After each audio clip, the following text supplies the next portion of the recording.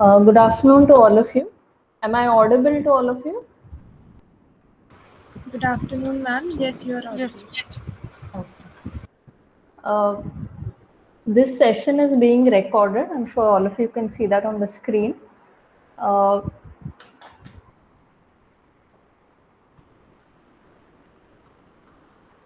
just give it a minute till more people join in.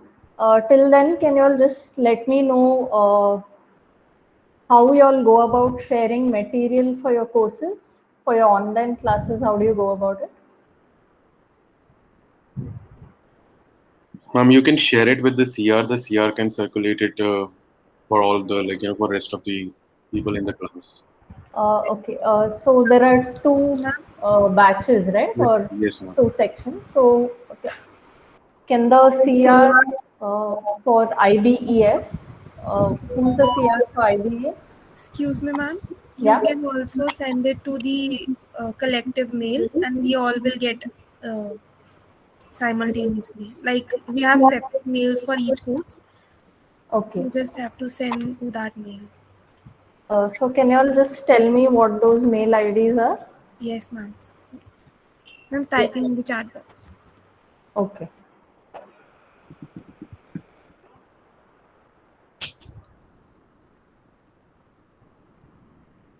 Okay. So I got it for FE. Can somebody send it for the other course, IBEF?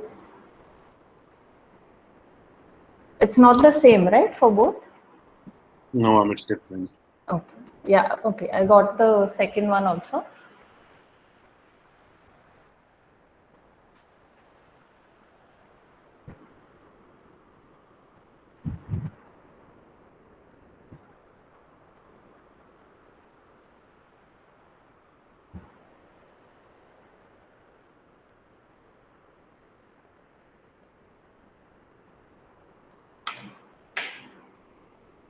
All right, let's begin today's class. I'll quickly just share my screen with you all.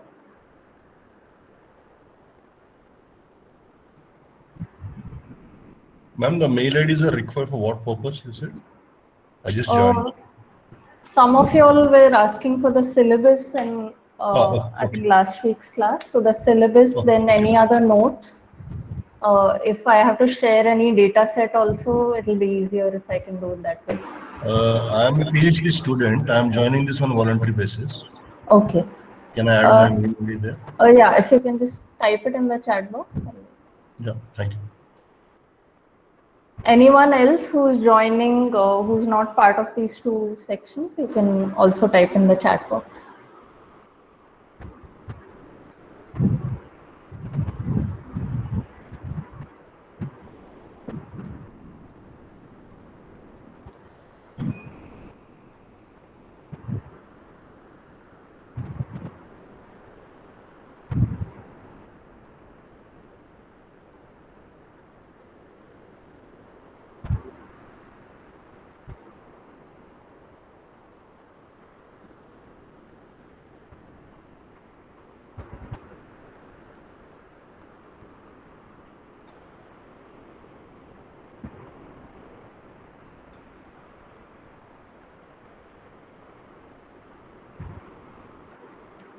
Is this visible to all of you? I'm sharing my screen.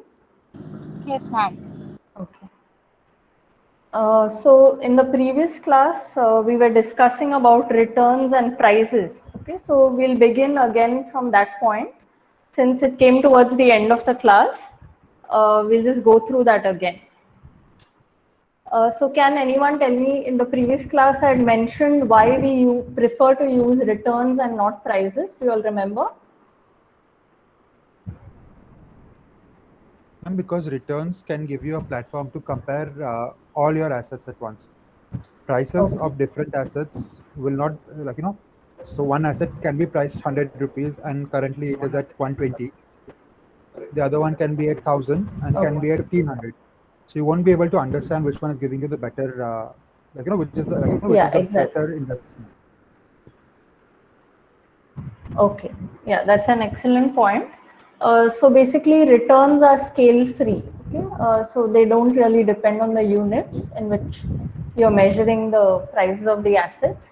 So because of this, the returns present a scale-free summary of whatever investment you're making. Okay? So just by looking at the returns, you can compare the returns across assets and you can understand which one is giving you a better return, so you can make your investment decision. This was one factor. Any other factor? I'd mentioned it. Does anyone remember?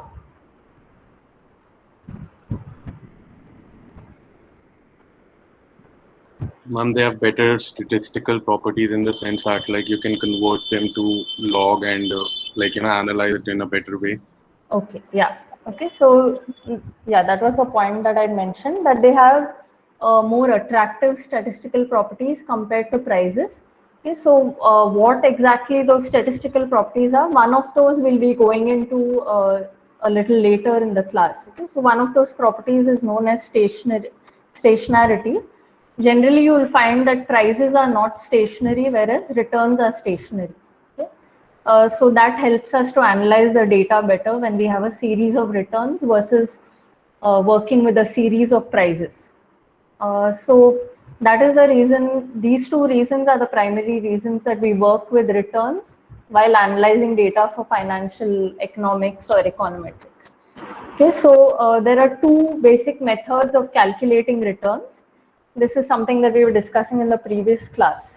So one method is known as simple returns and the other is continuously compounded returns. So when we are looking at simple returns, we'll first look at single period returns and then multi-period returns. So for single period returns, if you're calculating the simple net returns, if you have an asset whose price at time t is given by pt and the price in the previous period is pt minus 1. Okay, so the simple return will be given by this formula where you're just looking at how prices have increased relative to increased, or it could be decreased also, relative to the price in the previous time period. So this formula will give you the simple net returns. Now, if you want to understand what is the total return itself on your investment, we simply calculate the simple gross return where you're adding 1 to the simple net return. Okay? If you multiply this by the value of the investment, you'll obviously understand what is your total return on that particular investment. So if you want the gross return, we simply add 1 to the simple net return. Now, when it comes to multi-period or if you have k periods, okay, where k can take any positive value. So for multi-period returns, the formula for simple gross return is given by this. Okay? 1 plus RTK, where this is the simple gross return after investing for k periods. It could be 10, it could be 5, okay? Any number you can choose. So the simple gross return after k periods will be compounded. Okay, so that's something that's evident from the formula itself. Here you can see that suppose you invested some amount k periods ago. Okay, that will be compounded. In the next period, you'll be earning return on that investment as well as the return that you got in the previous period. So the returns keep getting compounded on the initial investment plus the return that you earn in each period. So this will give you a series of returns in each period. So you take the simple period returns and keep adding it up. Okay? So once you're doing this, you will find that the formula ultimately boils down to this. All right, since RT here is equal to what was given in equation 1, you'll find that you're left with PT by PT minus 1, PT minus 1 by PT minus 2, and so on. These terms will cancel out, the PT minus 1s and so on. So finally, you're left with PT by PT minus K. Okay? So that's a very simple way to calculate the simple gross returns over K periods. Ma'am? Yeah. In my form, sorry, this should be multiplied. Yeah, so yeah. Here in the formula, you have to ignore this. Okay, I've accidentally written the plus sign. They are So in multiplication with each other, right? yeah, you're multiplying it because, multiplying it because it's getting compounded every period. So these addition signs should not be here. Okay? Ma'am, Yeah. can we use future value and present value formulas in this? Like we can take current current price as present value and the PT as future value and calculate Yeah. the return that way. Yeah. Yeah, I'll just come to that. Okay. In the next page, you'll probably see how the two are related. Okay? If you're calculating present value and future value, how is it related to this? We'll just come to that in the next page. Okay, ma'am. So here, this gives you the simple gross return over k periods. Now, if you want to calculate the simple net return over k periods, we simply have to subtract 1 from the simple gross return. Okay? So this formula here, if you're calculating the simple net return over k periods, it will simply be equal to Pt by Pt minus k minus 1. Okay? And here, as I stated earlier, multi-period returns are compound returns itself.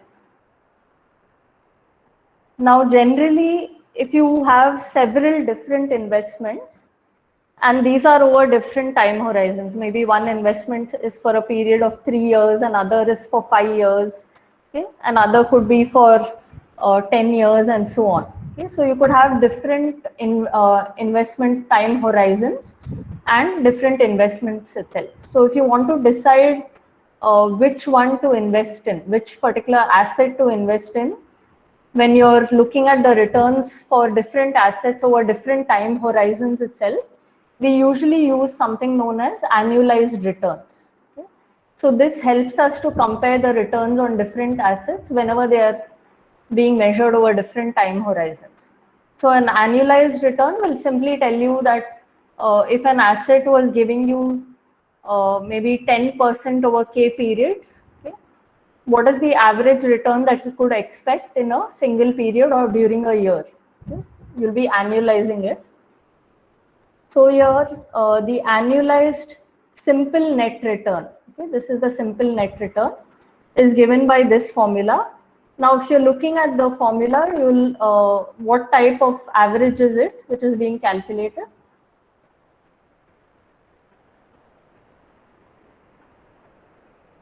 Is it GM? Yeah, okay, so this is a geometric mean formula.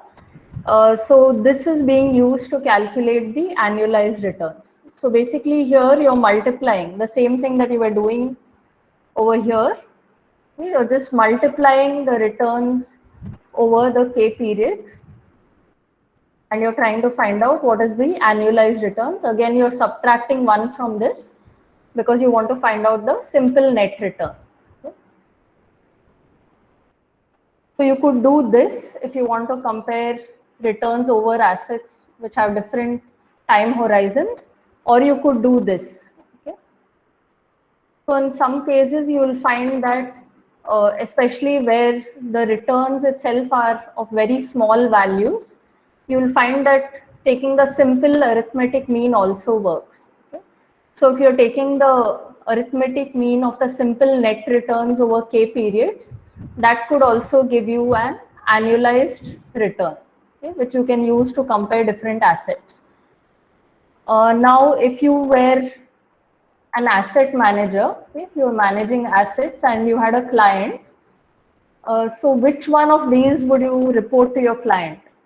Okay, would you be reporting this or would you be reporting this?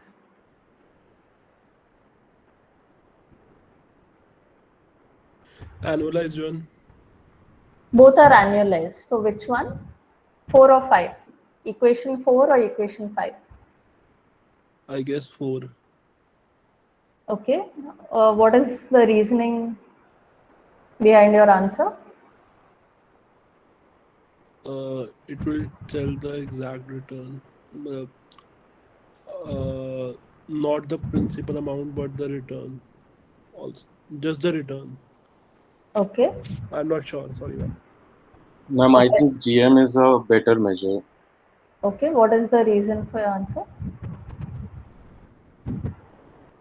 Ma'am, not sure, ma'am, but Ma'am, Okay. arithmetic mean is subject to outliers. Okay, fine. Also, ma'am, if returns are negative, then the summation would get affected. Returns are negative. All right. You're saying the total could be quite less, is it? Yes, ma'am. Okay. Anything else? Any other reason? Geometric mean is more suitable when the uh, our values are in percentages. Okay. Anyone else wants to take a guess?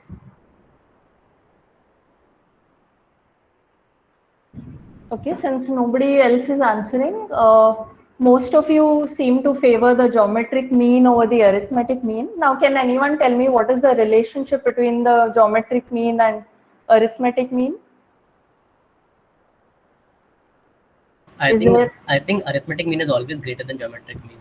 Yeah, okay. So the geometric mean will always be lesser than or equal to the arithmetic mean. Okay, so if you were an asset manager trying to sell investments to your client, you would probably prefer to report this and not this. Okay, because the geometric mean will always probably give you an underestimate or a lower value compared to the arithmetic mean, unless of course the two are equal. Okay, so since you are in the role of an asset manager, most probably you will prefer to report the arithmetic mean and not the geometric mean. Okay? So anytime you are reading about annualized returns, try and find out which particular formula has been used to calculate the returns. Okay? I agree with you all that it's sensitive to outliers, equation 5 and so on. Yeah, all those points are valid. But in general, you will find that more people tend to report this, the arithmetic mean compared to the geometric mean. Okay? So now we'll move on to the other type of return that is usually calculated. Okay? This is known as the continuously compounded. I have a question. Yeah. Ma'am, just because it is greater than like your GM, so that is why we would want to report annualized arithmetic mean rather than geometric mean. But isn't it subject to like the things that we have just mentioned?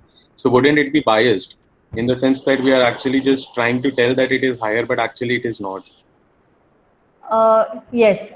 Okay. So if you are very ethical and you're worried about the ethical concerns involved in your job and so on, yes, of course, you'll probably report both and tell your client what the advantage of using a particular measure is. But if you are just interested in making a sale, okay, then it's more likely that you will report equation 5. Okay, ma'am. Is that all right? Yes, ma'am. So I agree with what you said, but it's just that generally a salesperson would probably report equation 5 and not equation 4. So we'll come back to continuously compounded returns or log returns. So here you'll find that for very small values of RT, okay, where RT is your simple net return, small RT gives you the continuously compounded return. So this formula, it will hold for very small values of RT.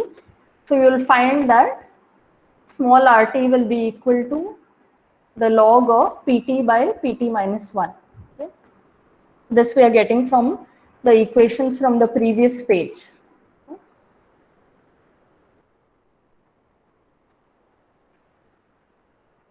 Now the log here usually used is the natural logarithm. Okay? And small pt here just denotes the natural logarithm of capital PT. This denotes the natural logarithm of this. So this is a simple formula which is used to calculate what are known as log returns or continuously compounded returns. Okay? Now multi-period returns or k-period returns. This is for a single period, this formula given in equation 6. Now if you want multi-period returns or k-period returns, you will find that you simply take the log of the simple gross return over k periods. Okay, so you remember this gave you the simple gross return over k periods. So you simply take the log of that. Okay, and here we are just expanding the formula from the previous page again. Okay, since the simple gross returns will keep getting compounded, Here again, this plus sign should not be here. Okay? So just ignore it. If you're copying the formula, please don't write the plus sign. It should be multiplied here. Okay? So now here in the next step, you'll find that since once you open the brackets, you'll find that you're taking the sum of the logs, okay, of the returns in each period, and that reduces to the continuously compounded return in each period. Okay. Any doubts regarding this? How we arrived at equation 7? But ma'am, that is an approximation, right? Only when R is extremely small. Yeah, generally if R is extremely small, you can use this. Okay? And generally you will find that the R values are small, so you can use this formula. Okay? And I think in the previous class, we also discussed the weekly return, how from daily returns, we are able to calculate the weekly return. So the same method was used over there. Okay? Ma'am, in equation 7, why are we doing it till R t minus k plus 1? Okay, yeah. So just think that you're calculating the return over, let's say, 5 periods. Okay. So now just think T here, it's the 5th period. Okay, so just take R5 here. Okay. Then this becomes 5 minus 1 is 4. Okay. So this is R5, this is R4. Now if you look at this, this will become T is 5, right? So this becomes 5 minus 5, since you're calculating over 5 periods. 5 minus 5 plus 1. Okay? So this will become R1. So basically if you're looking at this, this was R5, which just gives you P5 by P4. Okay? The price in period 5 by price in period 4. This is P4 by P3. Now since this became R1, it becomes R1 by R0. Okay, this is clear to everyone? Yes, ma'am. Okay, basically when you're taking this over here, this is nothing but T minus, if you put brackets here, okay, it should be K minus 1. Okay, so when you're summing it up, you will take T is equal to 1 up to K minus 1. Okay, that will be the index. I'll just type it. Let me just type it.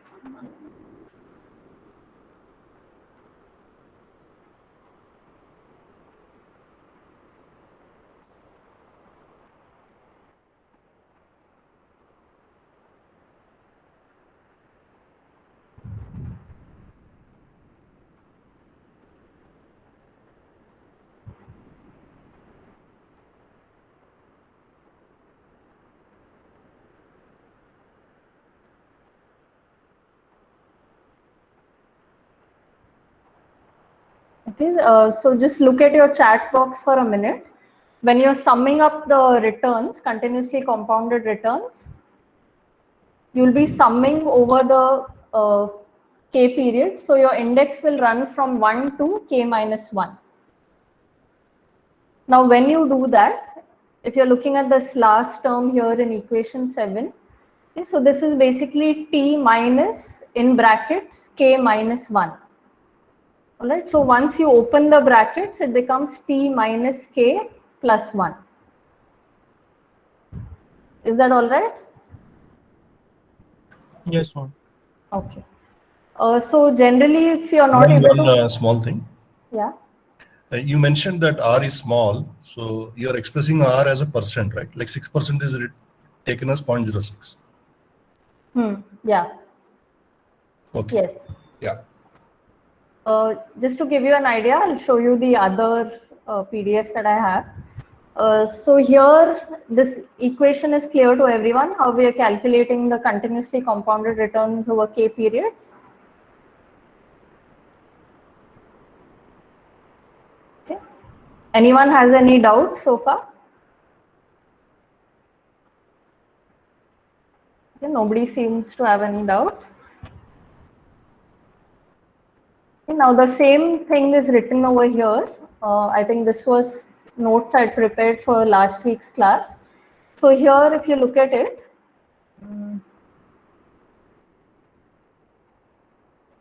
Yeah, so the simple return and log return are very similar if RT is close to 0. Okay, so RT here is the simple net return.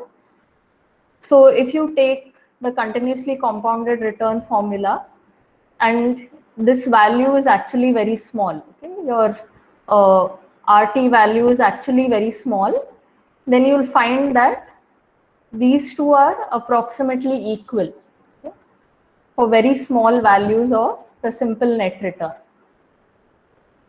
Now, I had written a numerical for y'all.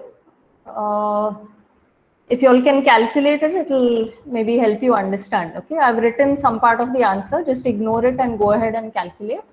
So the problem says, given the closing price of stock A on 20th August 2021 is 120.13, okay, and on 19th August is so much, 119.95. Just try and calculate the simple net return and the continuously compounded return. Okay. Can you all just do that? You're trying to find out the daily return.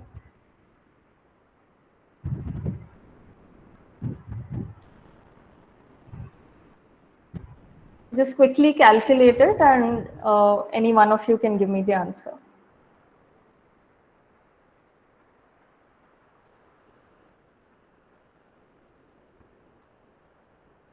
Ma'am, could you zoom in by one level? I'm so sorry. No problem.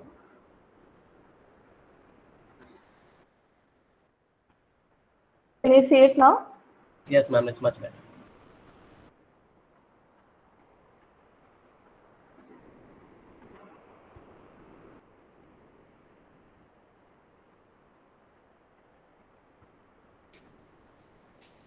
And daily return is 0.0015, I guess.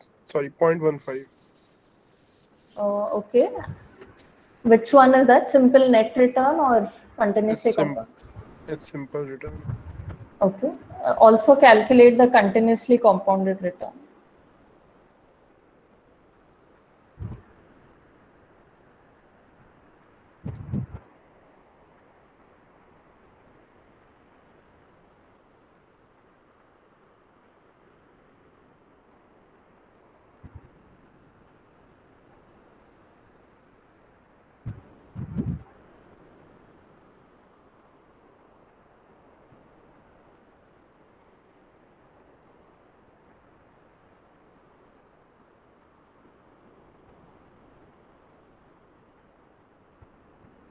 Ma'am, is it 0.08?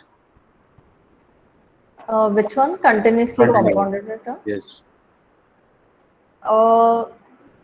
Basically, from the point that I was trying to make, both values should be very similar or actually equal.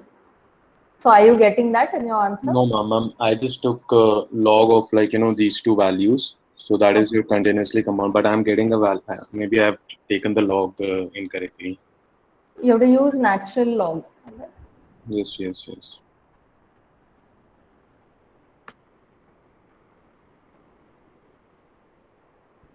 Are you all typing in the chat box? Could you just give us one more second? Yeah, sure.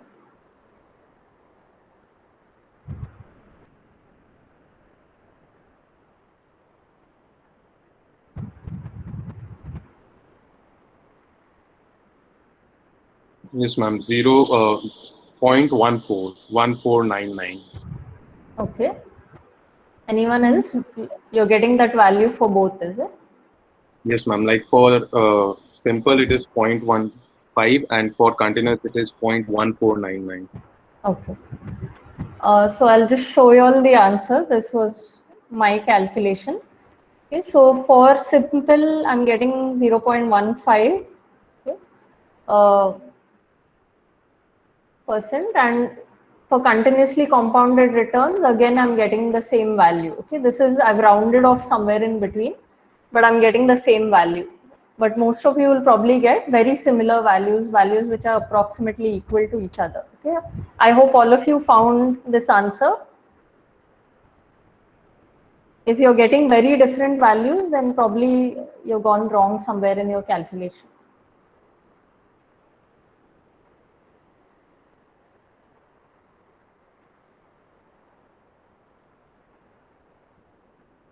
Is this all right? Ma'am, Yeah. ma'am, can you please send this PDF so I can write it down in my notebook? The formulas. Yeah. I'm sure there's plenty of time for you to note it down right now also. But yeah, fine. I'll be No, sending this across to you. okay, ma'am. Thank you. It will always help you if you're writing down, okay, or working things out while you're listening, okay, because otherwise only half of it is going to register, not the whole thing. So we'll move on now. Now, so far, one fact that I forgot to mention earlier is that when we were calculating all these returns, okay, the prices did not have the dividend incorporated into it. Okay? So the prices were without taking into account the dividend on the particular asset, on the stock. Okay? Now, if dividend payments are made, okay, we simply, to calculate the net return, simple net return, we just have to add the dividend paid at time t to the price at time t. Okay? So PT here is the ex dividend price or the end of period asset price, which does not include the dividend. Okay? That's why we are adding the dividend in here. Okay? That will be divided by the price of the asset in the previous period. Okay? And then we simply subtract 1, just like how we did when the prices did not have the dividend. Now, if you want the simple gross return, it will just be 1 plus this, okay, simple return. Even for continuously compounded returns and so on, you can use the same formula. Okay. Even for K periods, this is a single period return when you're incorporating dividend payments. Okay. If you're looking at it over K periods, again, there you can use the same type of formula that you used in the previous case. Okay, do you all want to quickly write it down just to make sure that you all have understood? Yes, ma'am. Okay, so try it out for K periods. This is for a single period. Okay. Just try it out for K periods.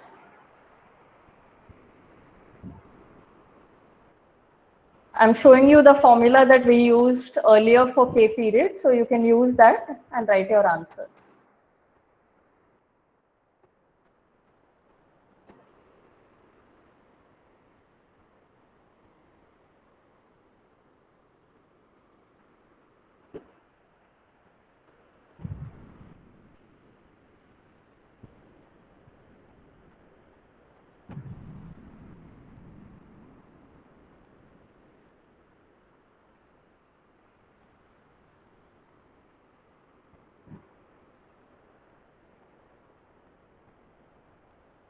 Ma'am, can you scroll down once to that dividend simple net return just for once? Yeah, just a minute.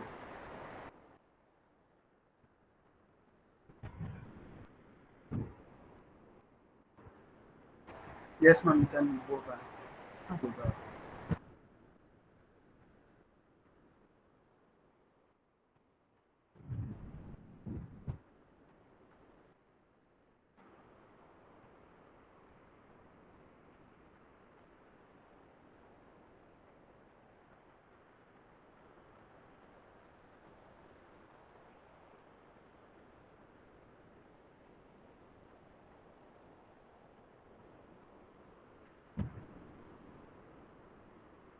Will it just come to PT plus DT by PT minus K?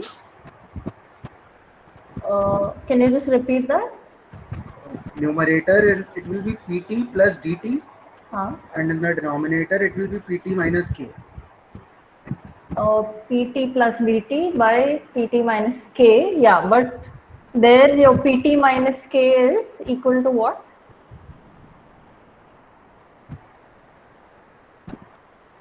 It will be initial price, like without the purchasing price, I guess. Yes, the price at which the stock was purchased. okay. But here, when you're doing that, you'll notice that if you're writing out this formula, right? If you're expanding it like this part was PT plus DT by PT minus 1. That would be your first term here. Yes, The person who just gave the answer, yeah. Yes, ma'am. Yes, ma'am. Okay. And the next part was, what do you get here?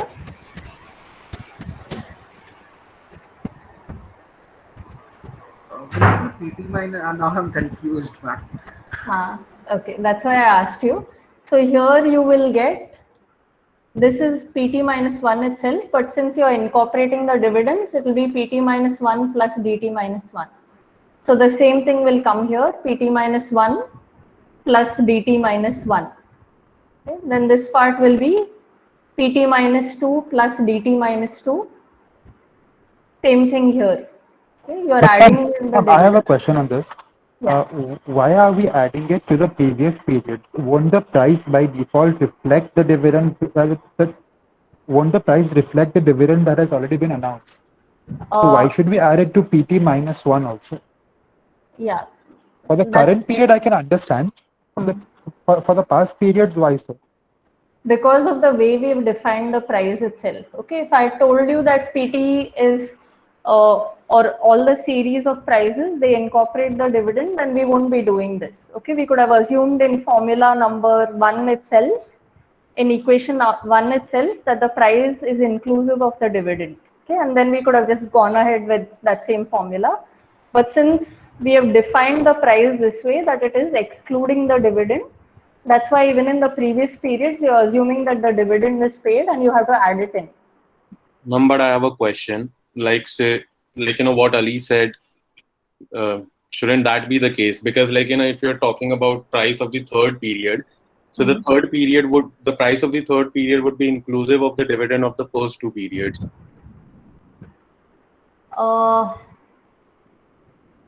See, since we are working backwards here, so these would be the first few periods here. Okay, but at each point, you're assuming that the price does not include the dividend. Okay? That's why you're adding it. At each point, we are assuming that the price is like it does not include dividend. Yeah. Okay. So you have to But do then that. what is the sorry to interrupt, ma'am, but then what is the practical application of this? Because the closing price on any day will, in fact, reflect the dividend. Yeah. It's supposed to be less, right? If I'm not wrong. Yeah, there could be certain points. Generally, like if you, this was something I mentioned in the previous class also. If you're looking at the data maybe on Yahoo Finance, you'll probably find that at the bottom of the screen, it will say that the price has been adjusted for dividends and stock splits and so on. Okay, but in some cases, if it has not been adjusted, then you need to make that adjustment. Okay. So those of you who have done practical work earlier, you will find that the data that comes to you when you first download it, it's in a very raw form, right? Generally, you have to take certain steps and compile it. For example, if you have GDP data, okay, you might not want to work with nominal GDP, so you'll have to deflate it and get real GDP from that. Okay, are you following me? Yes, ma'am. To be honest, I'm still a bit confused, but maybe I need to read more on this part. Maybe I'm missing something. I can add to this. Yeah.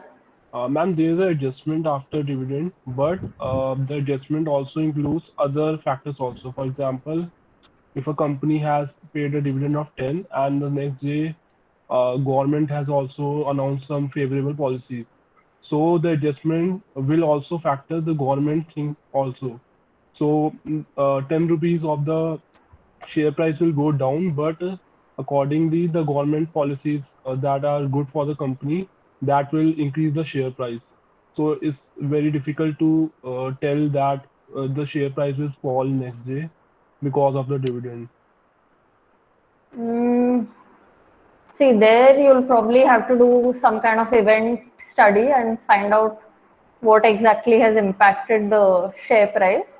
But I mean, I wouldn't really look at it as the same thing that your friends were just discussing. Okay, I don't know if your friends agree with you, but this is my understanding of it, that generally sometimes you might get the data in a very raw form where the dividends are not added in. Okay, so if you need to do that, then need to know what formula to use. So in a lot of data, you'll find that you need to do some more manipulation or compile it in a particular form before you can finally use it for analysis. Okay? So my understanding is that these formulas that we are just discussing now about how to add in the dividend is related to that. Okay? So that if it's not done, if it's not in that form itself when you get the data, you can do it and prepare your data so that you can carry out your analysis. Is that okay? I don't think you all are satisfied yet, but maybe we can discuss more about this next time. Even I'll read up a little more. Yeah, so can we move on to the next point? Yes, ma'am. Yeah. Okay.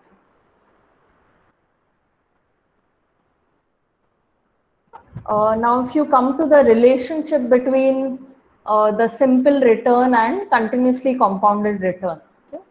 So we said earlier itself that this was the relationship between the two. This is the continuously compounded return, and this part is the simple gross return. Okay? Now, if you manipulate this formula a little, this is what you will get. Okay? So this can give you some idea of what somebody was mentioning earlier, present value and future value. Okay, the same thing if you're writing it in percentage form, you'll find that this formula can be used. Here, I didn't complete the equation. Okay, it should be -1 here. Just keep that in mind. Those who are copying it down, there should be -1 here. Okay, so if you're looking at this particular formula, okay, can anyone tell me what is meant by present value and what is meant by future value? Present value is the discounted value of future cash flows presently, and future value is the future value of or expected value of current cash flows or any receipt or expense. Okay. Anyone else? So, ma'am, there is basically time value for money, so which means that today a single rupee value is more than that single rupee in future. So, accordingly, we adjust the value of a certain amount by discounting it accordingly for present and future values. Okay. Ma'am, in future value, we also add in the risk-free rate of return for the time period that we are assuming it to be. Okay. So if anyone's, if you can just quickly tell me the formula for, let's say, future value. Okay. What would the formula be? Future value is equal to what? Present value into 1 plus number of periods raised to the power, 1 plus the discount factor raised to the power number of periods. Okay, yeah. Okay, and if you're compounding it very frequently, let's say if you're compounding for m periods, it will be present value into 1 plus r by m, if m is the frequency of compounding.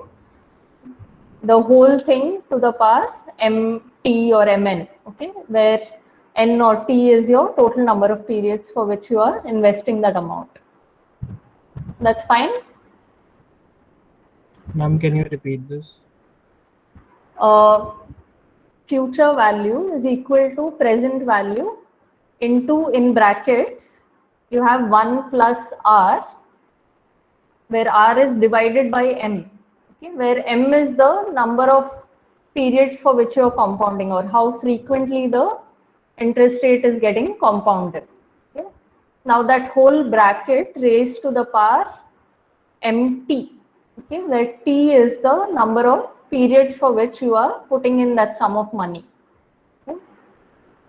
For example, if your interest is being paid semi-annually, okay, then here m will be equal to 2. So you will get PV into 1 plus r by 2, okay, the whole thing to the power 2 into t, okay, where if t is equal to 3 years, then you will get 2 into 3 is 6, okay, to the power 6.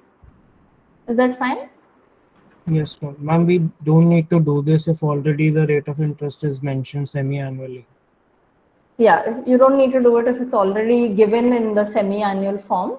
Okay, but generally it's given as the annual rate of interest, so that's why we generally divide by m. Okay. Okay, based on the frequency of compounding. Now I'll just ask you all a question. You all might have learned this already. Okay? If I take 1 rupee today, okay, and invest it at a rate of interest of 100%. Okay? So I'm taking 1 rupee, investing it at a rate of interest of 100%. Okay? And let's say t is tending to infinity here. Okay? Sorry, t is 1. Okay? The number of time periods for which I'm investing is 1. So I'm only investing for 1 year. But the frequency of compounding is tending to infinity. Okay? So m tends to infinity here. Okay? So eventually, if this 1 rupee is getting compounded an infinite number of times, okay, what do you think the value that I'll end up with is? What is the number that I'll end up with? E rupees, ma'am. Yeah, E rupees. Okay, so that's how we get the value of E, 2.71828. That's how you get the value of E. Okay, if you're investing $1 or 1 rupee at a rate of 100% and it's getting continuously compounded, then you end up with E rupees at the end of 1 year.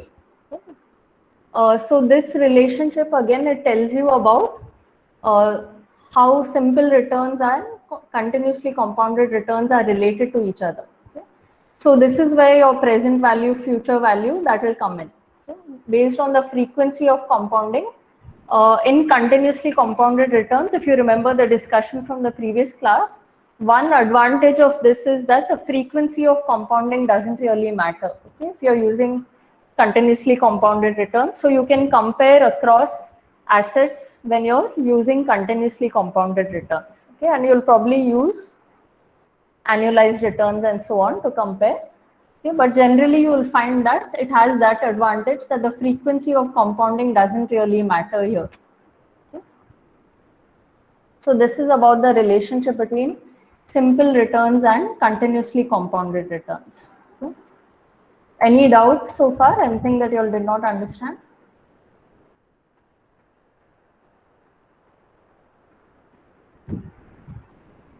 Okay, I'm taking that as a no.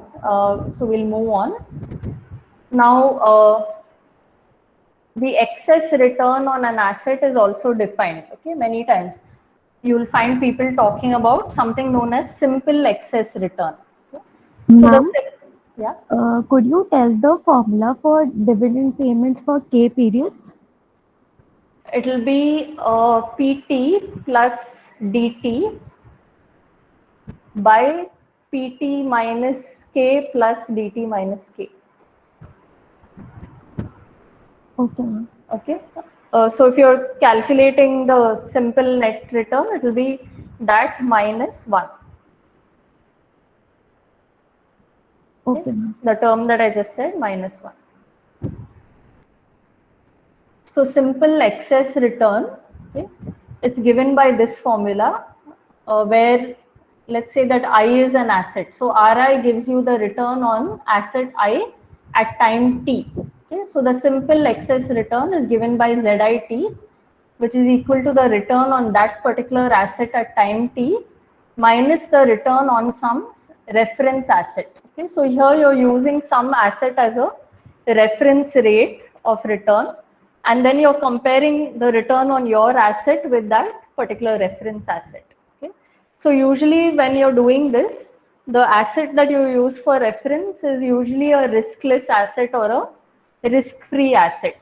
Okay, can any of you give me examples of riskless or risk-free assets? Government treasury bills.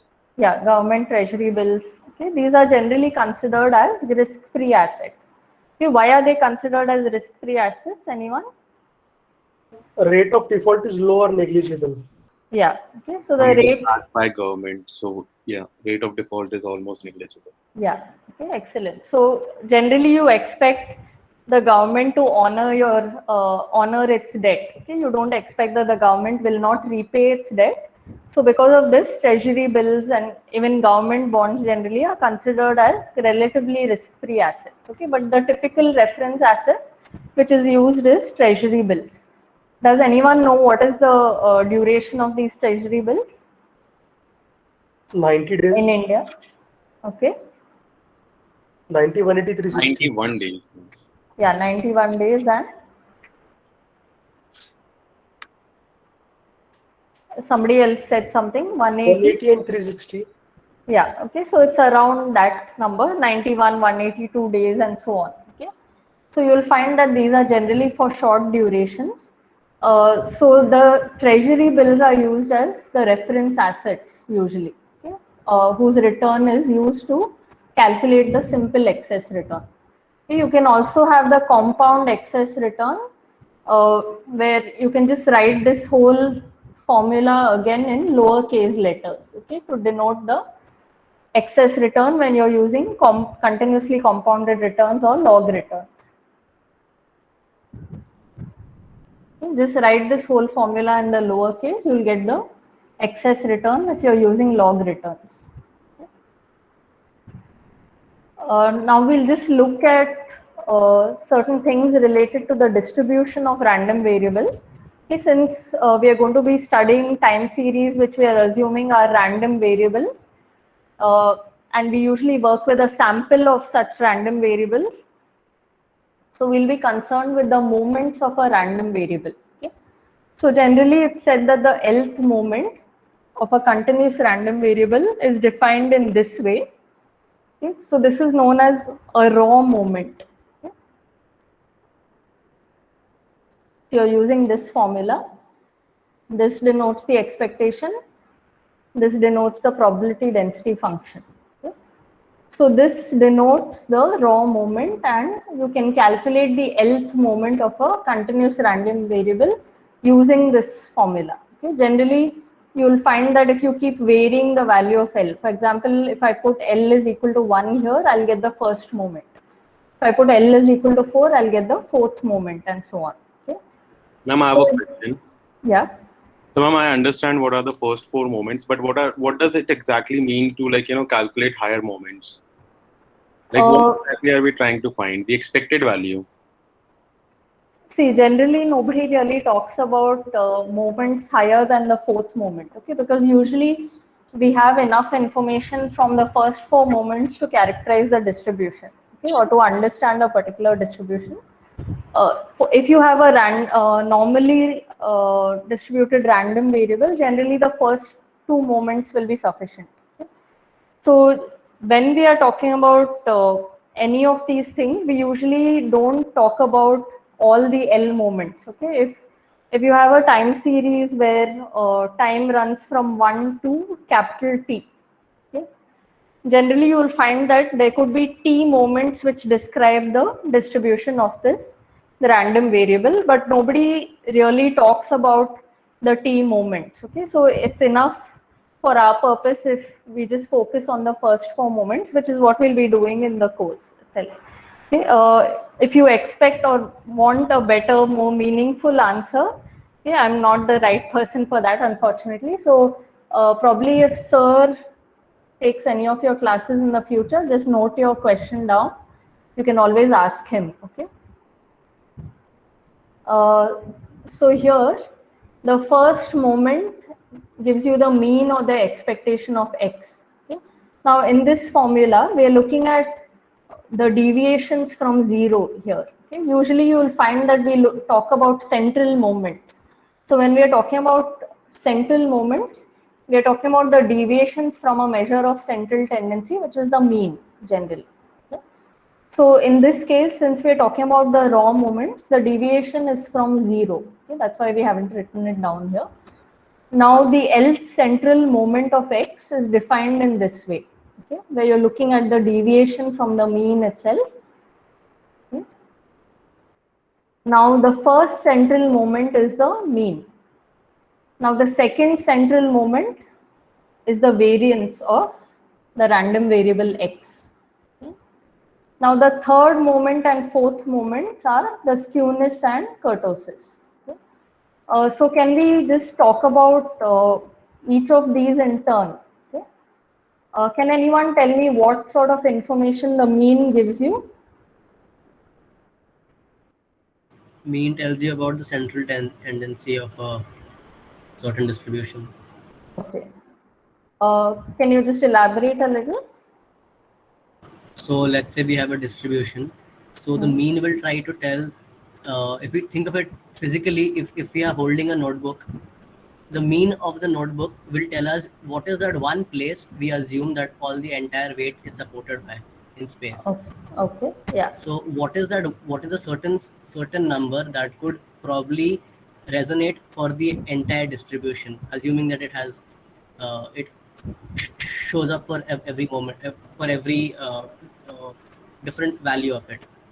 So basically, it is one which can describe all. Okay.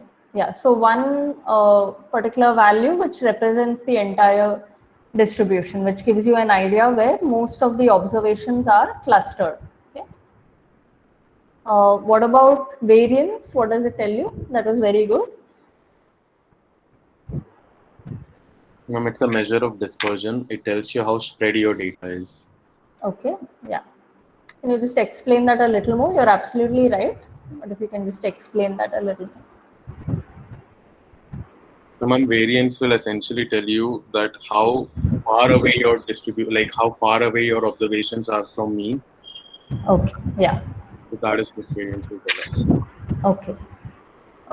So here for the variance, okay, you will notice that we take the sum of squared deviations from the mean, and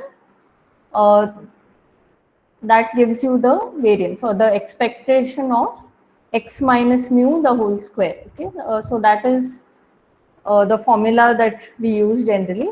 Now, if you take the square root of variance, what do you get? Standard deviation. Okay, and how is standard deviation? Is it more useful compared to the variance? Yes, ma'am. Okay, in what way? Ma'am, it shows scatterness around the mean. Okay. Anything else? Anything that helps you understand the data better, or anything like that? If you use the standard deviation instead of the mean, what is the difference between the two apart from the formula? Yeah. Ma'am, you would use standard deviation. You would rather use standard deviation because it would be expressed in the same units as the data. Yeah, excellent. Okay. Whereas variance is actually the square of it. Yeah. Yeah, that was what I was looking for. Okay, so the variance will, since it's in the square of the data, it will probably give you in terms of units squared. Okay, whereas if you use standard deviation, it will be in the same units as the data. So it's helpful to understand what you're talking about better if you use the standard deviation instead of the variance. Okay. Now we'll come to the third central moment, which is skewness.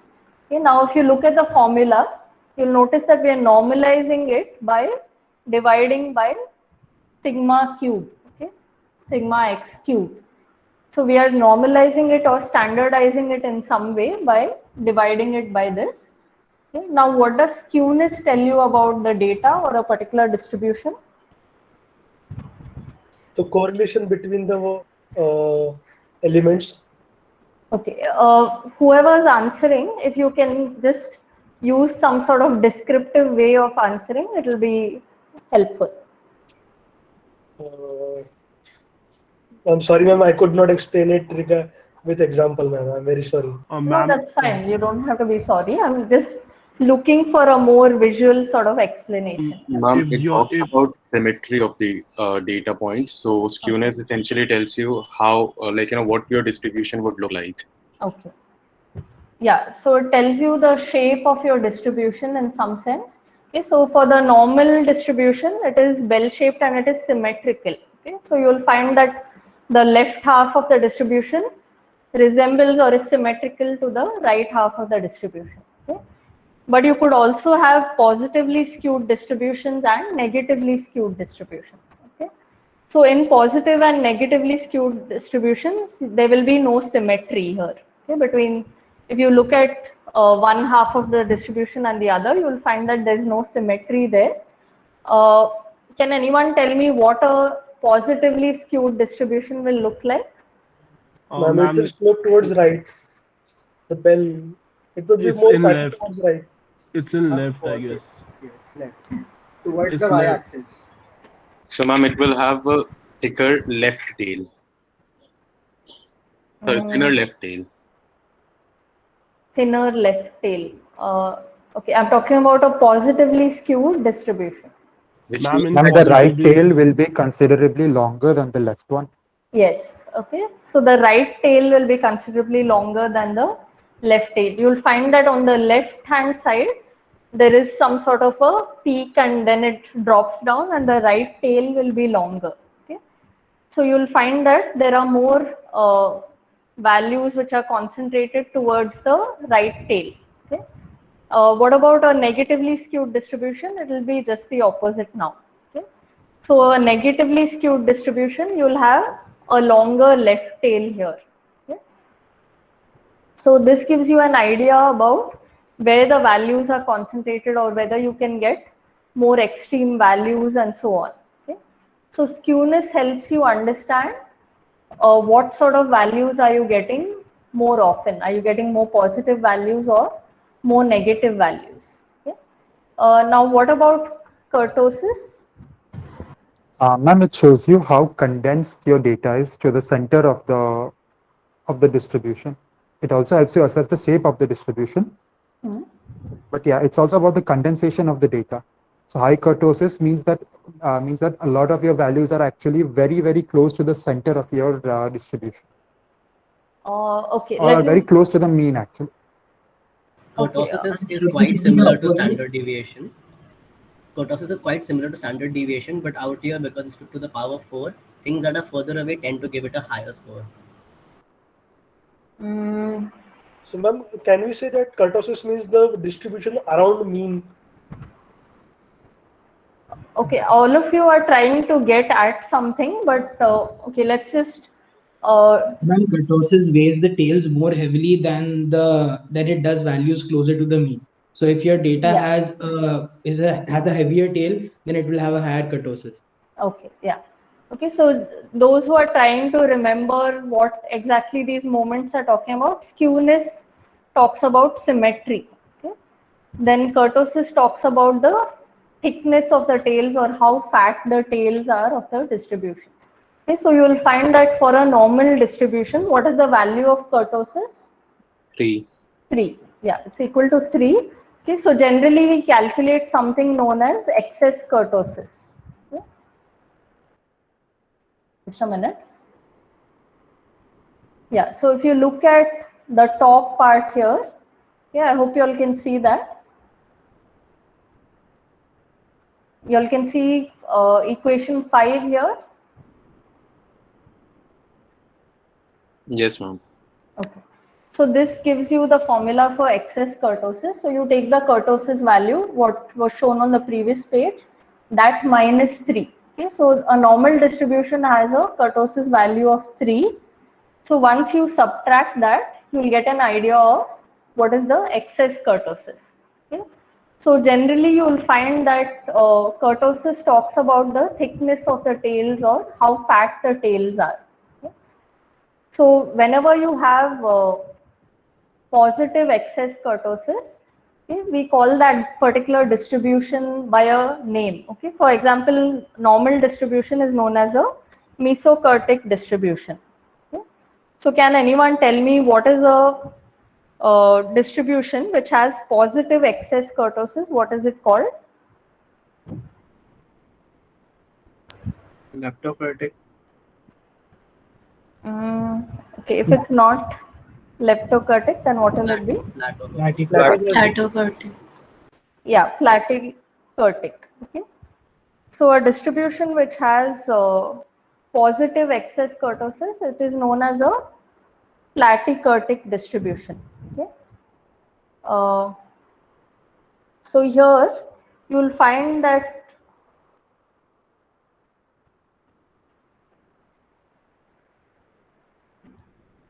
for a platykurtic distribution, you will find that generally it is somewhat flatter, okay, in shape. If you compare it to the normal distribution, a leptokurtic distribution has a high peak. Okay? So it has a high peak. You can imagine the peak being larger than that for a normal distribution. Okay? And then once you move towards the tails, all right, you'll find that the tails are quite thick. Okay, so here, I'm sorry, I got it wrong. Those who said leptokurtic for positive excess kurtosis, you were right. Okay?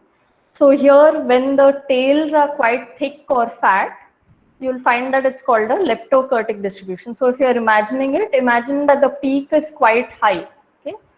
So the peak is high, it's higher than a normal distribution, and then you have fat tails. Okay?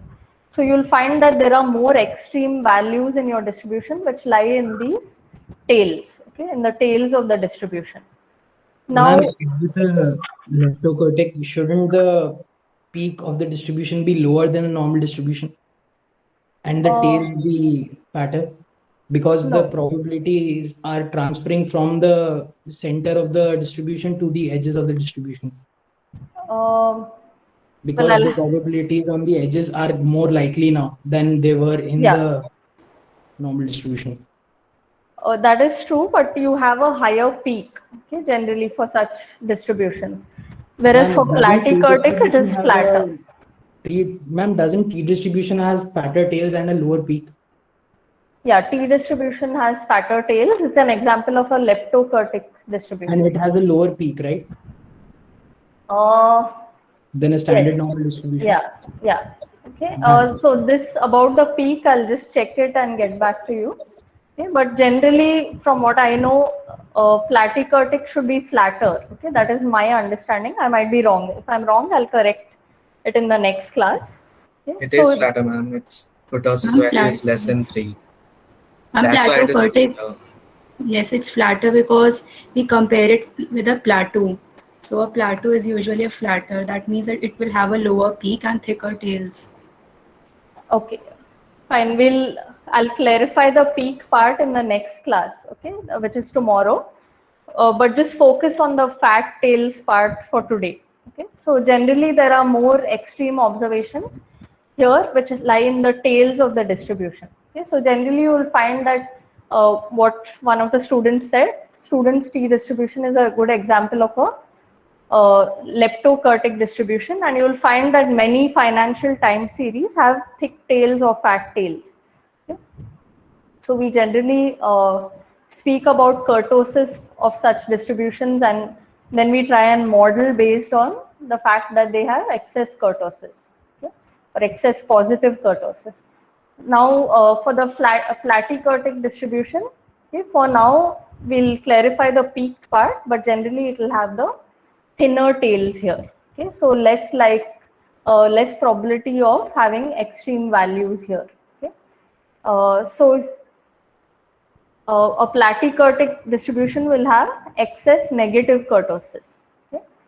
Now, for any distribution, generally, if it's a normal distribution, you'll find that the first two moments are enough to help you understand or get enough information to understand what the distribution of that particular random variable looks like. Okay? Whereas if the variable is not normally distributed, we generally need some more information. So we go into things like the kurtosis and the skewness, okay, to help us understand a little bit more about the distribution. And you will find that different types of investors are interested in different aspects. Okay, so if you find that there is an investor who is risk averse, okay, you will find that very likely he will not want to invest in an asset which has a leptokurtic distribution. Okay? Whereas somebody who is risk loving would probably want to invest in such an asset where there is a higher chance of extreme events or extreme returns accruing to him or her. Okay? Now for a sample, since we generally work with a sample, we don't have the population at hand.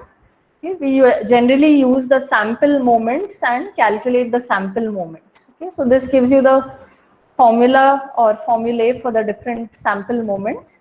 This gives you the mean, then the variance, skewness, and kurtosis. Okay, so you'll find that these two are again normalized.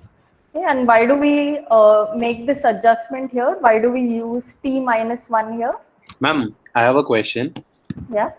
So, ma'am, a risk averse individual would want to invest in something that looks leptokurtic because he's sure that more values are centered in the towards the mean. So the chances of like extreme events would be lesser in a leptokurtic distribution, isn't it?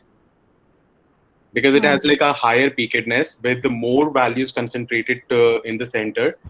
So a risk-averse individual would want to invest in somebody that is like which shows a leptokurtic distribution. Okay.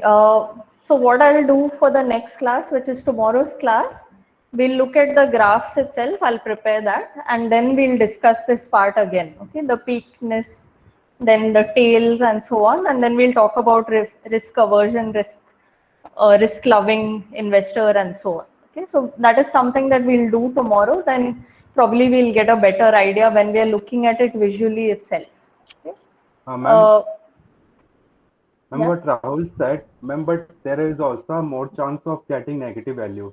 Like the probability of getting negative value is also high in leptokurtic. So a risk-averse individual would not be in favor of a leptokurtic distribution.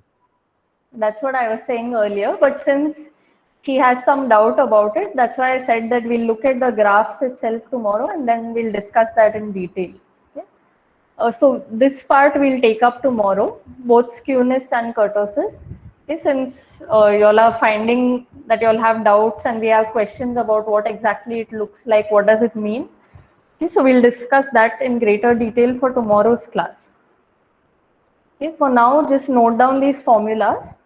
Okay, you'll find that the sample, mean, variance, all the formulas are given. So the question I just asked you all is, why do we make this small adjustment here? Why do we use t minus 1 here? Ma'am, degrees of freedom, since we have already calculated the mean, so. Yeah, so since we've already calculated the mean, okay, so we've lost 1 degree of freedom. So we adjust for that loss of degrees of freedom, and also in small samples to correct for bias, we generally subtract 1, okay, from the total number of observations. Okay, we'll quickly take a break. Okay, we'll just break for 5 minutes. All right, it is 3:42 by my watch, so we'll meet at 3:47. Okay, just 5 minutes. We'll be back in 5 minutes.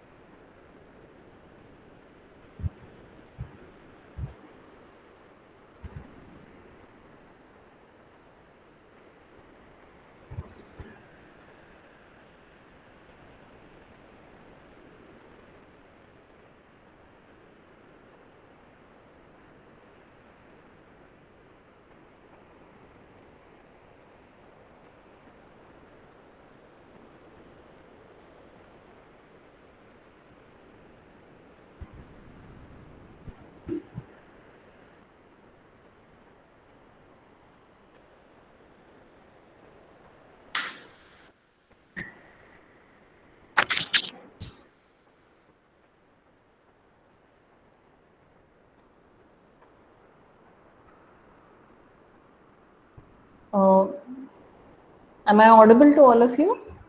Yes, ma'am. Yeah. Okay. So it's 3:47. So I hope all of you are back. You all can see the screen, right? The one that I'm sharing. This is visible to you all? Yes, ma'am. Okay. Right.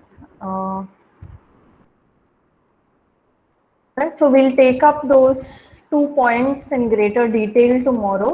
Okay. We'll look at it with graphs and discuss in a little more detail. Ma'am, though what Shubham said is right, and I've understood, like, why a risk-averse individual will prefer platokurtic and not leptokurtic. But we can still discuss it tomorrow. But I have like understood why it was not the case. Okay. Did he explain it to you during the break? Yes, ma'am. Somebody else did, but yes, ma'am, I understood it now. Okay, that's great. All right. So next we come to what I was speaking about in the beginning, that prices are non-stationary, right? That's something I mentioned, whereas returns are generally stationary.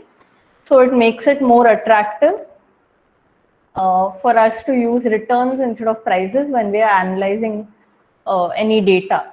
Okay, so now we come to this topic of stationarity itself. Okay? So this we discussed in the previous class, that you think of any continuous random variable, okay, and just imagine that it has started at some distant point in time, okay, and you have several observations on it from t1 to t. Okay, so this is called the data generating process or stochastic process. From some distant time in the past, some numbers are being generated and you can see the flow of these numbers. Okay, just imagine it. It's not something that you actually can see. Okay. Now, out of this data generating process, we discussed in the previous class that you could have many possible realizations or samples of this data generating process. Okay.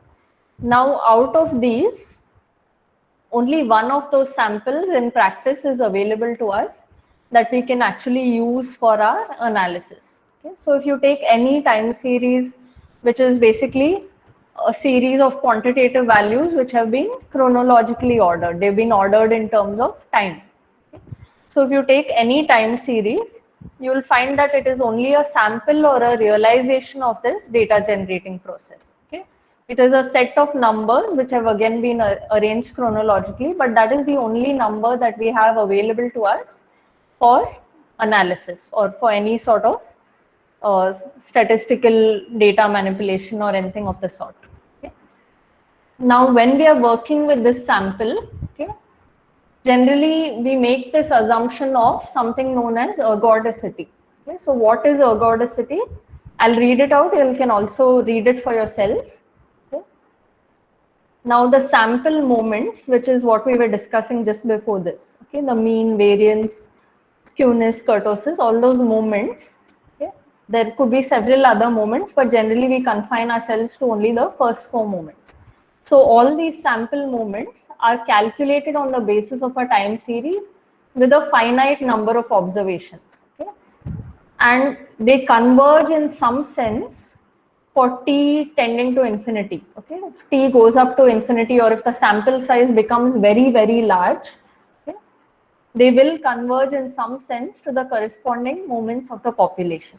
Okay, so you'll find that the sample mean is equal to the population mean, the sample variance is equal to the population variance, or approximately equal. Okay, in as the sample size basically becomes larger and larger, becomes infinite, you will find that the population moments like the mean, variance and so on, they will converge or be very close to equal to the population moments. Okay. Now we say that a data generating process is mean ergodic if this condition is satisfied. Okay. That as the sample size grows very, very large, you will find that there's no difference between the sample mean and the population mean, or the expected value of the difference between the two, to square it, that it's equal to 0. Okay. Similarly, this data generating process will be called variance ergodic if this condition is satisfied. Okay. If the sample variance converges to the population variance, then again we'll say that the data generating process is variance ergodic. Okay. Now, one important fact regarding ergodicity is that we have to assume these two things. Okay, I've denoted them by A and B. So we have to assume that the data generating process is mean ergodic or variance ergodic. Okay, it's something that cannot be tested. Can anyone tell me why we cannot test it? Because we don't have the population. Yeah, because we don't have the population, or it is infinitely large, so it doesn't make sense for us to actually calculate, or it's impossible to calculate or know the population parameters. Okay. So because of this, we have to simply assume that a data generating process is mean ergodic and variance ergodic. Okay. Now you'll find that if a stochastic process has to be in statistical equilibrium, in order to be ergodic, it has to be in something known as statistical equilibrium, okay, which means it has to be stationary. So when we are using this term here, statistical equilibrium, we are saying that a stochastic process has to be stationary in order to be ergodic. Okay, so generally, since we are working with samples, we only look at this condition, and at some times we assume that it is also ergodic. Okay, because if this condition is satisfied, then this condition is more likely to be satisfied. But since this whole discussion about ergodicity is probably too complex for this course or any financial econometrics course, we usually don't really talk about it. Instead, we focus on something known as stationarity. Okay? But just understand that a stochastic process or a data generating process has to be stationary in order to be ergodic. Okay, so since we work with the samples, we usually check if the sample is stationary or not. Okay. Now, when it comes to stationarity itself, okay, there is something known as strict stationarity and weak stationarity. Okay. And again, in practice, we always focus only on weak stationarity because strict stationarity is a very stringent condition. Okay, generally, it's hard to verify it in practice, so we don't really look at strict stationarity. Instead, we focus on what is known as weak stationarity. Okay? But I'll just mention what is strict stationarity. It's not important for the course, okay? Because throughout we'll be focusing on weak stationarity. So for strict stationarity, if you take a particular time series, okay, and let's say xt, which runs from t1 to maybe tk, okay, and you take that time series and shift it some periods forward. Okay, so let's say k periods forward, you're shifting that time series, the entire series, okay, which is from xt1 to xtk. You're shifting it forward, let's say k periods. Okay, now the joint distribution of these two, okay, the original series xt1 to xtk and xt1 plus k 2 up to whatever the last value was plus k. Okay? If the entire distribution of these two, joint distribution, is identical, then we say that the series is strictly stationary. Okay? For now, you don't really have to understand this. Okay? It's related, or the explanation will be somewhat similar visually if I give it to you to this. So we'll focus on this, okay, for the time being. Now we'll come to weak stationarity. Okay? So here, when we talk about weak stationarity, we are focusing on mainly the second moments, okay, or the first two moments. Basically, we focus on these. So what is the condition for stationarity of a weak stationarity? Okay, so a time series is said to be mean stationary if its mean is equal to some constant for all time. Okay, so if you have a data series, let's say where xt, okay, where t runs from maybe 1 to 50. Okay, so now if the mean is equal to mu for all time, okay, then you will find that this series is supposed to be mean stationary, or it's said to be mean stationary. Okay? if the mean is equal to some constant. Now, if you want to visually understand this, just imagine that you have a graph, okay, where there are a bunch of points where you can think of it as sloping upwards. Okay, all these points are sloping upwards. Okay, now just imagine a series of lines which are connecting these points. Okay, and they're sort of jagged. Okay, it's not a smooth line, but it's, let's say, jagged. Okay, so it's forming a zigzag pattern which is moving upwards. Okay, now in this case, if you just look at the graph, you will see that it is moving upwards, or there's some sort of a positive trend here, okay, since it's sloping upward.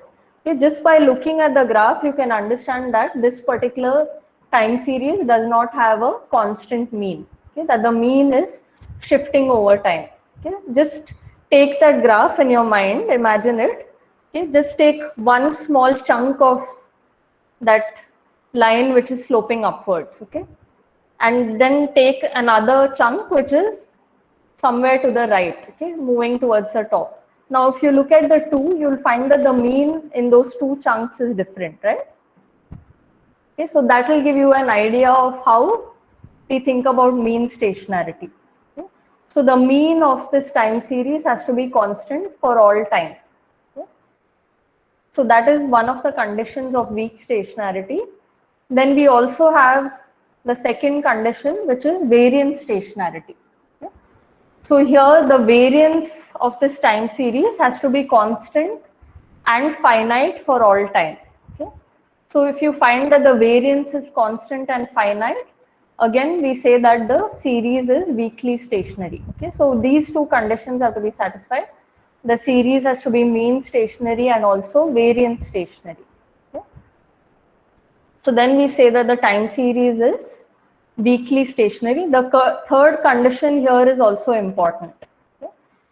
So just to give you a visual idea again of what is variance stationarity, just take that same image that you had, okay, and imagine that those jagged lines or that zigzag pattern, okay, it keeps fluctuating. It's not the same amount of deviation in either direction. Okay, sometimes the spikes are very long and sometimes they are very small.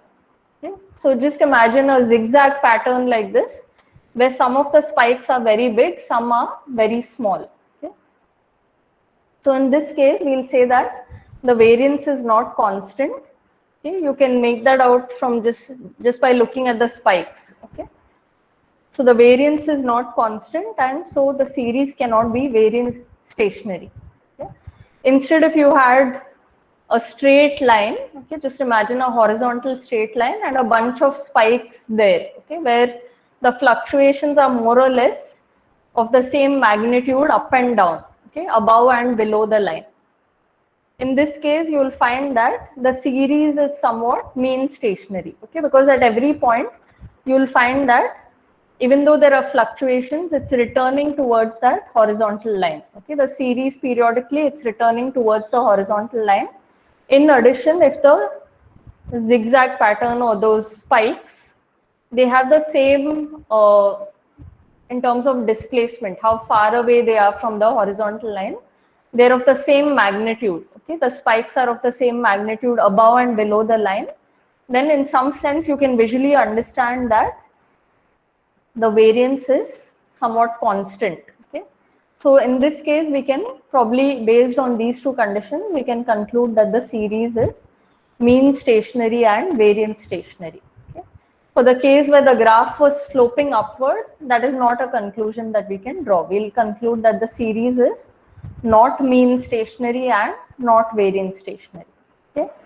Now, if you look at the third point here, okay, if you look at the covariance between xt and xs, okay, so if you take a time series and you take one particular point, okay, and you take another point and look at their covariance here.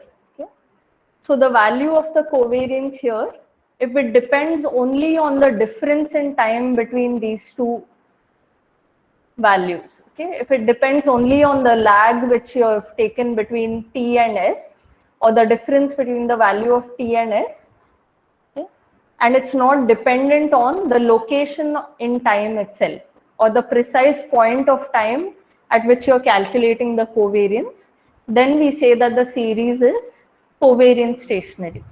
Okay, I'll just try and explain this visually again.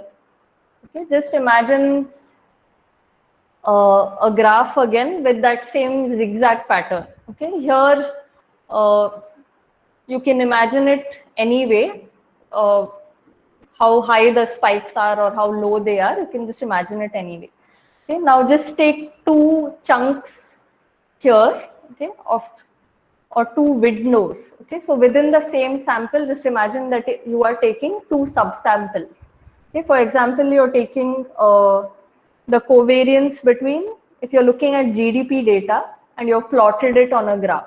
Okay, let's say that you're looking at the covariance between for the values of GDP between maybe 1960 and 1970, and you're looking at the covariance of the values between maybe 2000 and 2010. Okay? So here the difference in time, your xt and xs, okay, here you're taking the same difference in time. Okay, in both cases you're taking a 10 period difference. So in this case, if you find that for those two subsamples, okay, if you notice that the covariance is the same, okay, in those two subsamples, then we say that the series is covariance stationary. Okay. Now for strict stationarity, yeah.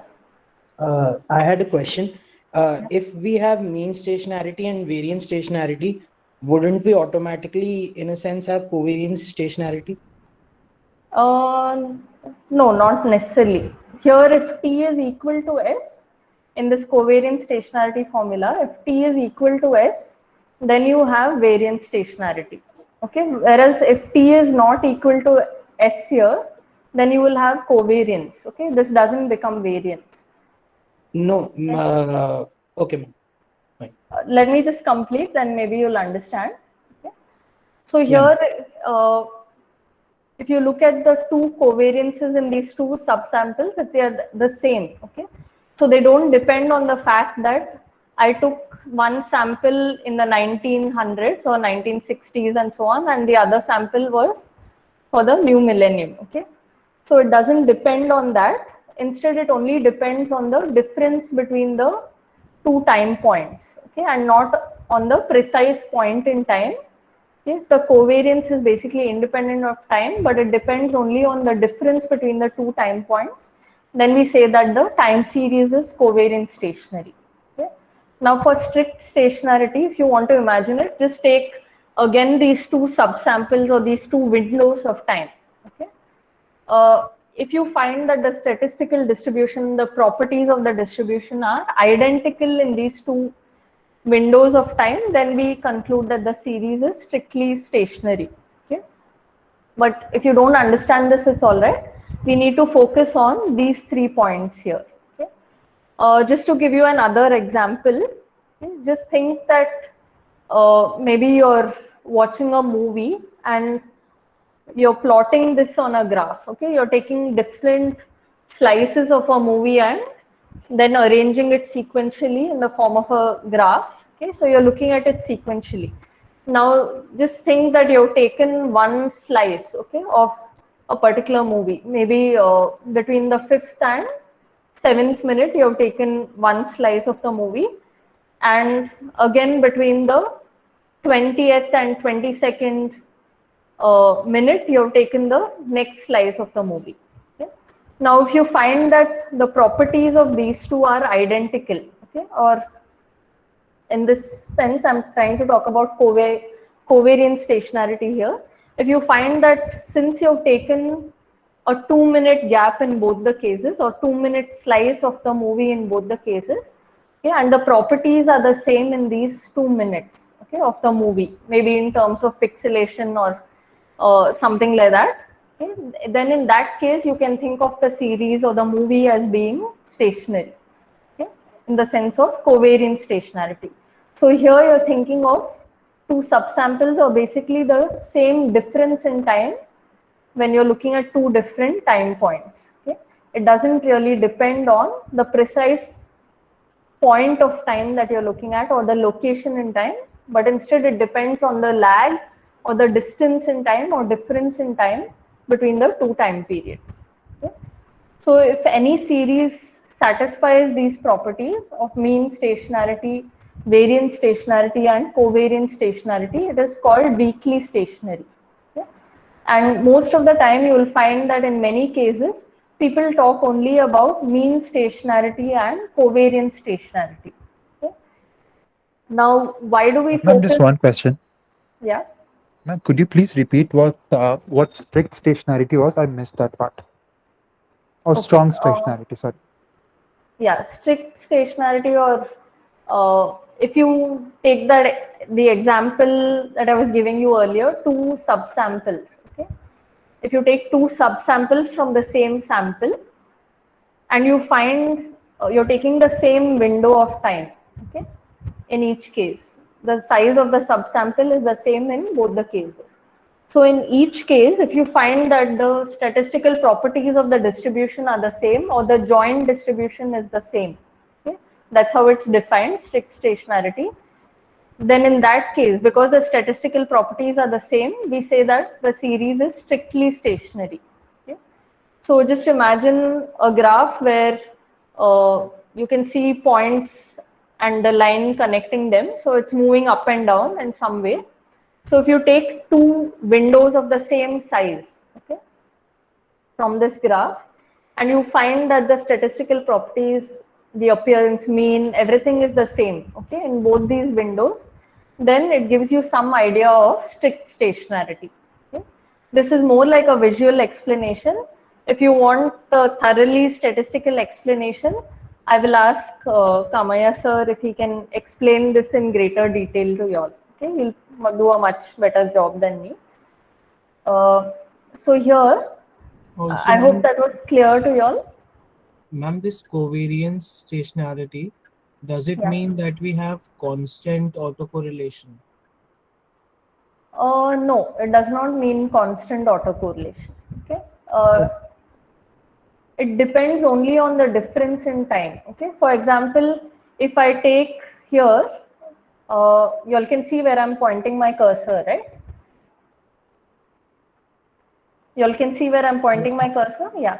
Okay, so instead of this, if I take xt plus k, okay, and here also I take xs plus k, okay, and you find that the covariance value, okay, is the same. Here again, because it's the same difference here. Okay. In that case, we say that it is covariance stationary. Okay. Now, for any series, time series, if the mean and covariance stationarity conditions are satisfied, we usually say that the time series is weakly stationary. Okay. So why do we omit this variance stationarity part? This is something that I was trying to explain a few moments back. Okay.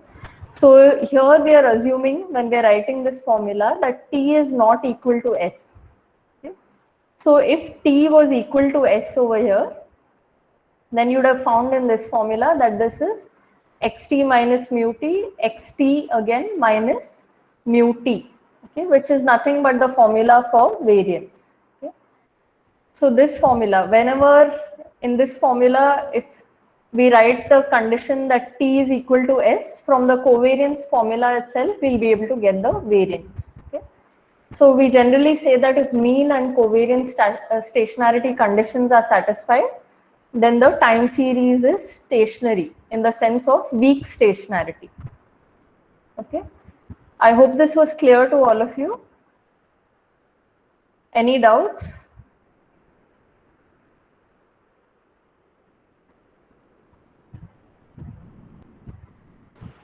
No, I think it's fine. Okay. Fine. So we'll move on to the next part, okay, where we talk about something known as a pure random or white noise process. So generally you will find that in most of the financial econometrics models, the error terms in your equation, okay, or in your models, they are assumed to be white noise processes. And generally, even after you build a model and you estimate it, in order to check whether your model is satisfactory, you need to check whether your errors are what are known as pure random or white noise processes. Okay, so what are the characteristics of these white noise processes? Okay, one characteristic is that the mean or the expected value of ut will be equal to 0. Okay, this is a time series ut.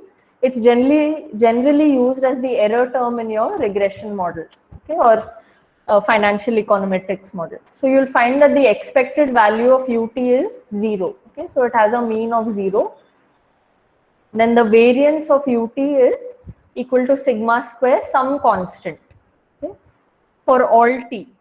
So for all t, whether it's ut minus 1, ut plus 1, okay, you will find that the variance is equal to sigma square. Okay. Then another property of white noise processes is that the covariance between these two terms, ut and us, okay, for t not equal to s is equal to 0. Okay. So the formula reduces to this. Since the mean value is 0, you will find that it reduces to expectation of ut into us. Okay. And that is expected to be equal to 0. So any time series which satisfies these properties, where the mean of the series is equal to 0, variance is equal to some constant for all time, and the covariance between the terms is also equal to 0. Okay. Such a process, as you can see, it satisfies all the conditions for stationarity or weak stationarity. Okay, that the mean is some constant, in this case it's 0. The variance again is a constant, and then the covariance again is 0. Okay, it's independent of time. Okay. So these are the properties that we are looking for in a stationary series. Okay, that generally when we are talking about the mean being a constant or variance being constant, then covariance being independent of time, we are usually talking about time invariance here. Okay, so in this case, for a white noise process, you will find that all these conditions of time invariance are satisfied. The mean is not changing with time, it's equal to 0. Variance is also time invariant. Even the covariance is independent of time. Okay. It does not change because of a shift in time. So such a process is called weakly stationary, a weakly stationary process. Okay, nobody in general, in practice, whenever you're estimating any model or you see any studies being carried out in financial econometrics, you will find that everyone talks about stationarity, but when they mention this word stationarity, you have to keep in mind that they're talking about weak stationarity and not strict stationarity. Okay. Because we generally test these conditions which I mentioned earlier, and based on these conditions, whether they are satisfied or not, we conclude about the stationarity of the process. Now for any time series, we also calculate something known as the autocorrelation function. Okay? And we do not use what are known as autocovariances. Okay? So far here, when you were looking at the formula, okay, so this is the formula for covariance in the population. The same thing you can find out for covariance in the sample also. Okay, so there you will be using the summation sign 1 by t and so on. Okay. So in most cases, you will find that for covariance, you will be looking at two different random variables. Okay. So you can take two random variables x and y, okay, and the covariance between them, if you're taking the formula, it will be here expectation of x minus mu x, okay, which is the mean of x, y minus mu y. Okay, that will give you the covariance between x and y. Now for any time series, generally, especially in the initial models that we'll be studying, you will find that we take that particular time series and then look at the covariance between that time series and its lagged values. Okay, so since the covariance is between the time series and its own past values, we generally talk about autocovariances and not covariances. Okay, so it's basically the same thing, but just because we are not looking at two different random variables, instead we are looking at a time series and its own past values or lags. Because of this, we use the term autocovariances. Okay, your formula will essentially remain the same. Just note down this formula here. Okay, we'll discuss this in greater detail in tomorrow's class. So if you look at the formula here, it's for something known as an autocorrelation function. Okay, so rho tau here, it gives you the autocorrelation function for a time series xt. Okay. So here, this is the value of x at time t, and this is the value of x tau periods into the future. Okay, so you're using what is known as leads here. Since you're adding some number here, since you're adding tau, we call it a lead. If you're subtracting it, it will be called a lag or a past value. Okay, here you're looking at future values.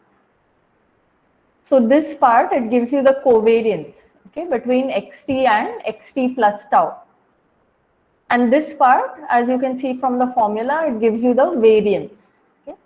So generally for autocovariances, we use this notation. Okay. So gamma tau basically talks about the covariance between xt and xt plus tau.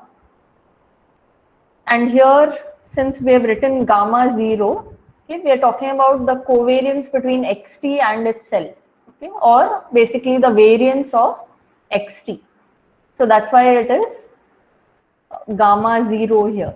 Okay, so the autocorrelation function basically takes the covariance of a time series and divides it by the variance.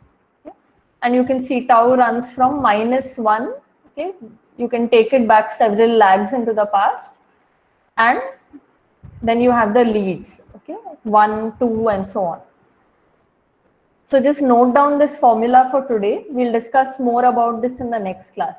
Okay, when you're looking at this formula, okay, can anyone, I want the answer in tomorrow's class. Okay, can anyone tell me what could be the utility of constructing something like this or coming up with this measure known as an autocorrelation function?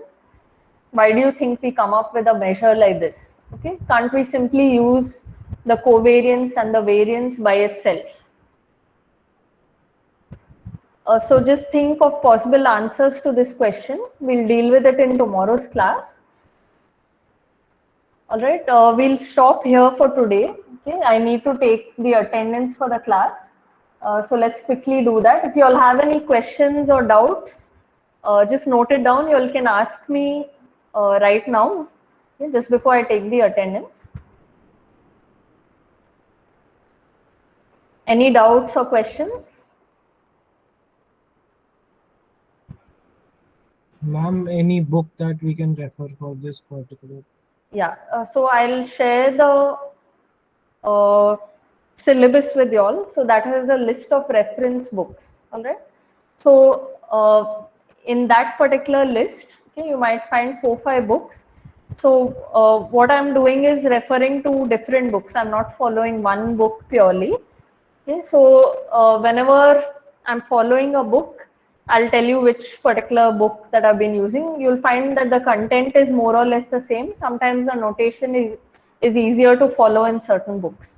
Okay, so for today's discussion, you can use Lowe McKinley, that particular book, Campbell, Lowe and McKinley. Then you can also use Rouse. Okay, any of these books, they have the same content regarding the returns and the various explanations. All those things are more or less the same.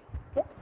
Again, even these books will have content on stationarity. Okay. So Rouse has parts or there's content regarding stationarity, so you can follow that. It will be the same thing in all the books essentially. Okay. Just give me a moment.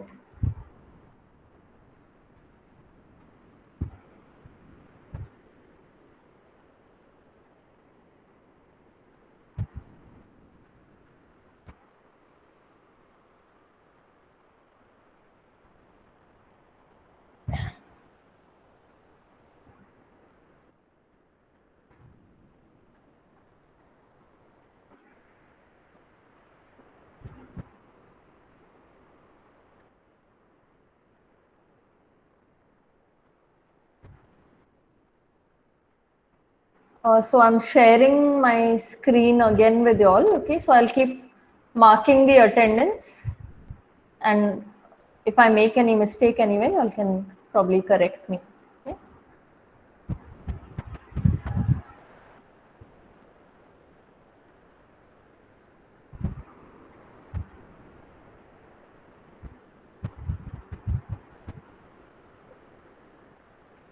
Yeah, so Akash Singh,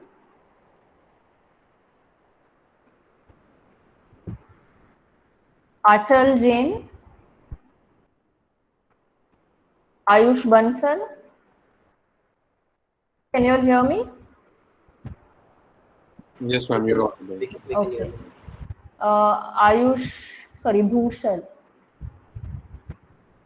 Okay. Adyasha, Tejas Milind,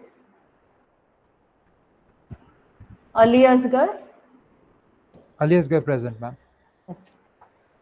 then Anjali Garg. Oh, sorry, I think I marked you absent. These people are absent, right? Yeah. Yeah, Anjali Garg, Anmol Sen, Arismita, Avni Mishra, Ayushi Rohatgi. Yes, ma'am. Okay. This session is being recorded, all right, in case anyone's just popping in just at the time of taking attendance. Yeah, Sarvesh, Present, ma'am. Bhavya. Ma'am, you marked me absent. I am present. Yeah, all right. Terry Chabra. Then Diksha Chauhan, Deepansha, Gaurav Milind. Present, ma'am. Gaurav, yeah, Present. yeah, sorry, it's a force of habit. Yeah. Gaurav, Santosh. Present, ma'am. Okay. Himanshi Verma. Then Jaideep Singh. Present, ma'am. Okay. Ayushi. K. Ayushi. Krishan Kant Shukla. Kriti. Present, Kriti ma'am. Marwa. Okay. Then Mansi Singhal. Yeah. Ma'am, could you please mark for Ayush? I am present. Wait, can you wait for some time? Yeah. Yes, Mansi Singhal. Absent. Kriti Marwa is also absent. Ma'am, Kriti Marwa present. Okay, yeah. Mansimran.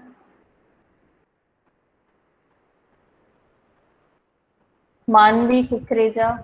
Yes, ma'am. Okay. Mihir Uday. Present, ma'am. Okay. Muskan Garg.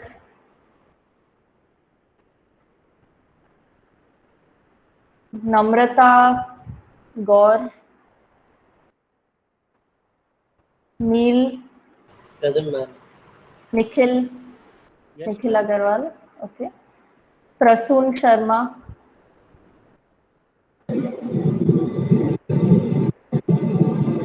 Pratik Maheshwari. Present, ma'am. Rachit Tyagi. Rahul Ghosh.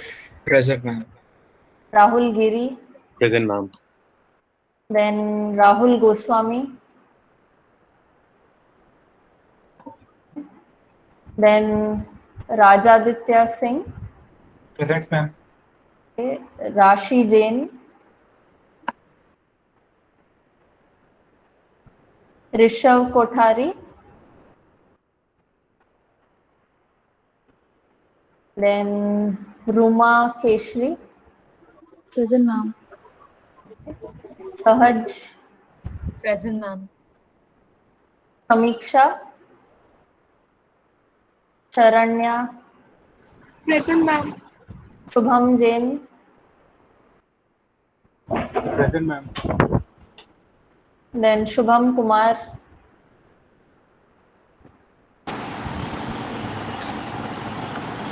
Then Someshwar Ramshankar Verma.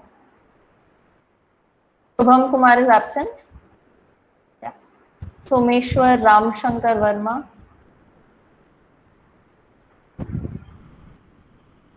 Then Stuti Mehrotra. Thakur Sanika Manoj. Present, ma'am. Vinaya Pawar. Present, ma'am.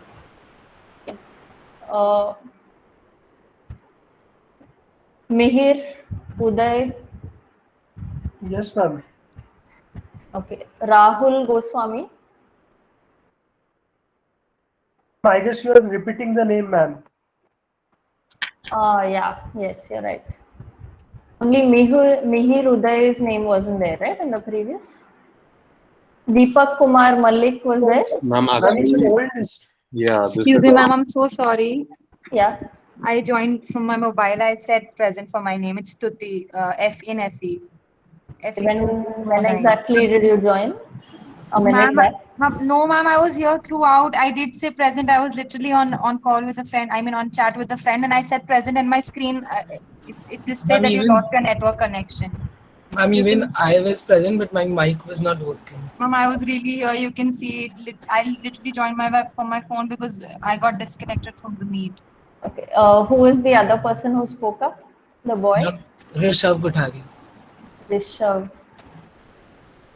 Kothari. This is highly suspicious. So next time I'll probably take a printout and then keep an eye on when you all are joining in. Okay. I'm sure that many of you are joining in at the last minute. Yeah, so we'll, anyone who I missed out in the attendance? Ma'am, you judged it for the financial economics, I guess.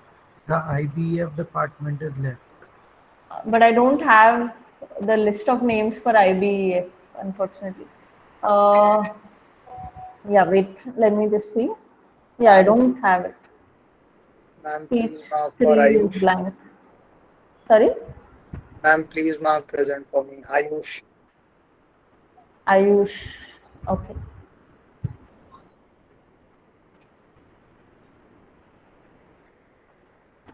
Ayush Bhushal.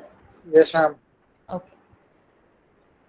I thought you'll disappear as soon as I mark you present, so I marked you absent again. All right, fine. It doesn't really matter.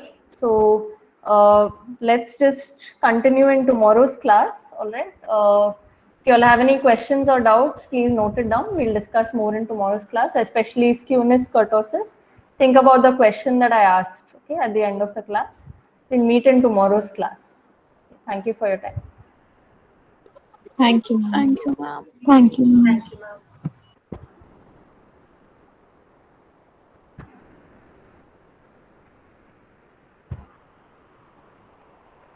ma'am. Ma'am, just one doubt. Yeah. Ma'am, we were told that this subject would be taken by yourself and Professor Kamaya.